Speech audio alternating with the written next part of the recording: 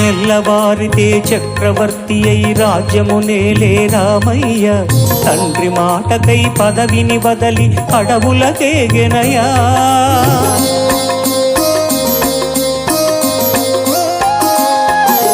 మహిళ జనులను కావగ వచ్చిన మహావిష్ణు అవతారమయ.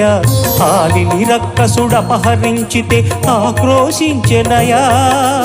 అసురుని త్రుంచి అమ్మను తెచ్చి అగ్ని పరీక్ష విధించెనయా. సాకలి నిందకు సత్యము చాటగ కులసతినే విడనాడెనయ. నా రాముని కష్టం లోకంలో ఎవరూ పడలేదయ్యా.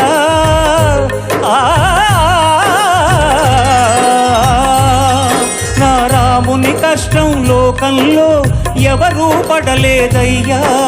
సత్యం ధర్మం త్యాగంలో అతనికి సరిలేరయ్యా. కరుణా